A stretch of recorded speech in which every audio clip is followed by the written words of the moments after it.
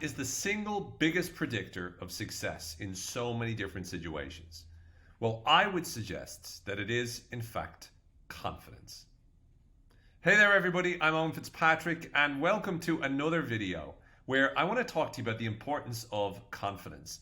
So often what we do is we talk about confidence as something that we should have, or we'd like to have, or would be good to have. And we think about it really as a practical situation that might elevate or improve the quality of our life in some way. But confidence is actually not just something that is nice to have. It's absolutely critical if you want to be successful, particularly if you want to be successful at influence. One of the biggest mistakes a lot of people make is they spend a lot of time demonstrating their expertise, demonstrating the competence that they have, but they're not necessarily communicating the message as confidently as they need to. And let's face it, there's an awful lot of bullshitters in the world that bluff, that exaggerate, that say whatever it is that they can say because they're very confident. And oftentimes they win. Why do they win?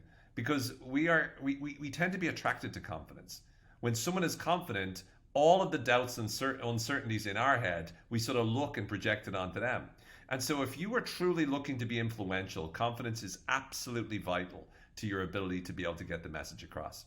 Now, there's other factors, of course, such as authenticity or likability or, being engaging. Those are kinds of things that are obviously critical, as well as trust, and as well as, like we talked about, expertise. But confidence is necessarily so important, especially in the age that we live in now. Think about it.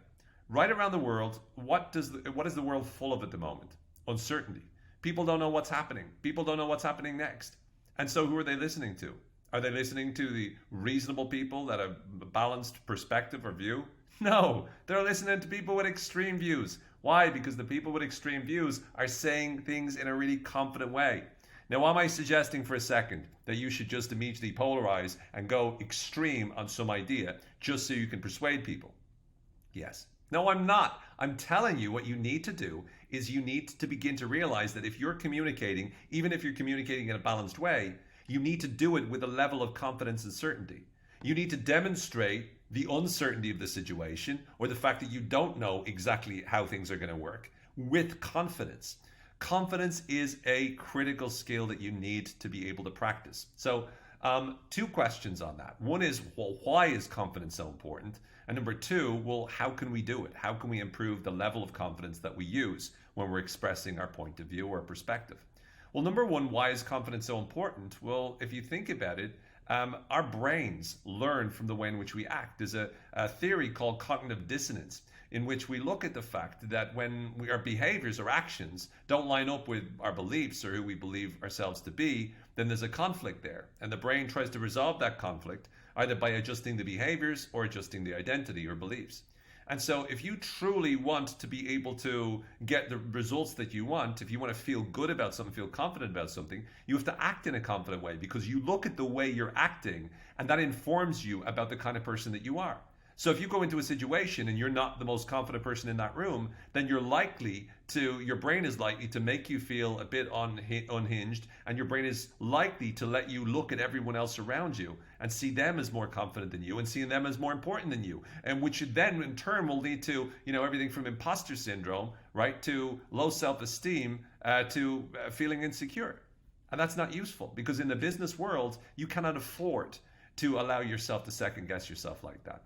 A lot of you might have confidence in certain situations, but when it comes to those situations, again, you start to doubt yourself. Why? Because your brain starts to compare yourself to all these other people.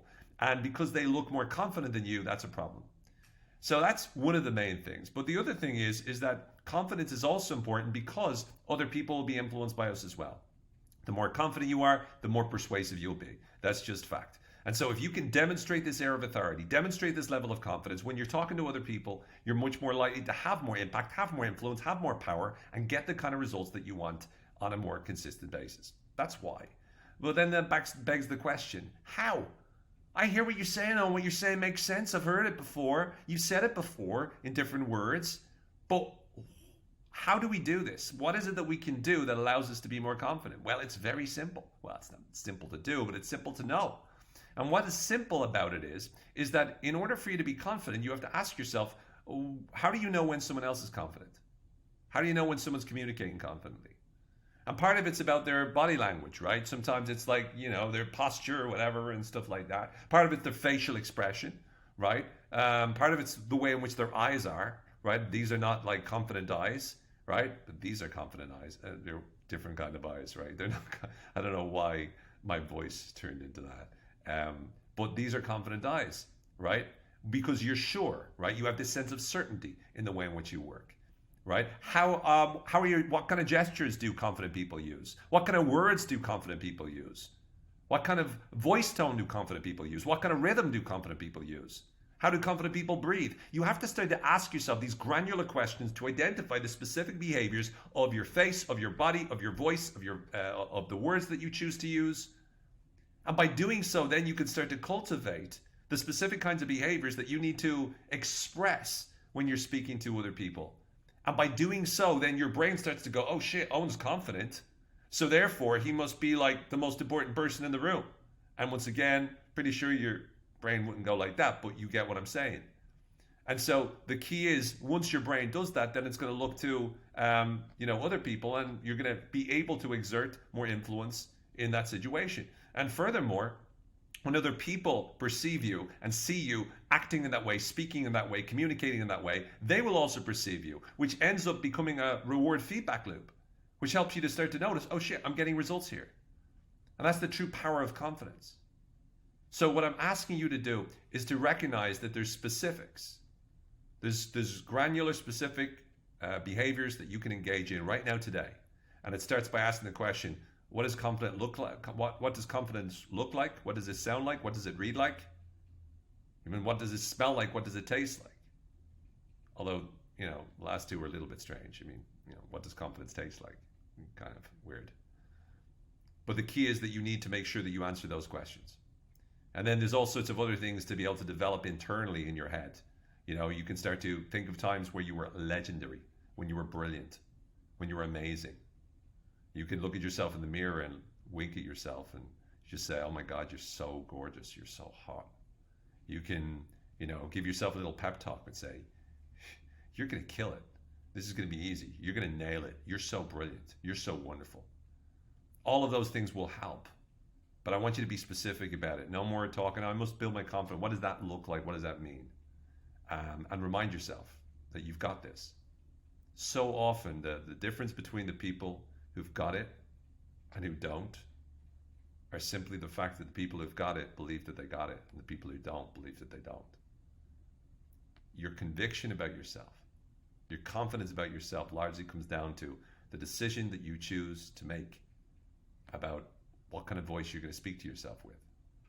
And so I ask you right now, begin to talk to yourself, not just in a nicer way, but in a more inspiring way. Don't just talk nicely and positively to yourself. None of this like, oh, you can do it. You're a good. No, not just that. I mean, if you want to do that, fine. It's not my thing, but, go ahead. What I'm suggesting is decide to say to yourself with confidence, you've got this. You're going to do this. You're going to achieve this. You're going to overcome this problem. You are going to succeed in exactly what you want to do. And nothing's going to stop you. They're the kind of pep talks you want to give yourself. That's the kind of shit you want to say to yourself. That's the kind of voice that you want to use with yourself. Because when you start to talk to yourself in that way, anything's possible. Anyway, I hope you found this useful. Again, got a bit of tense there. But hopefully you're still okay. And best of luck in the future. I really hope you found this valuable. And please let us know. Share it. Sharing is caring, remember. And have a wonderful day wherever you are in the world. Bye for now.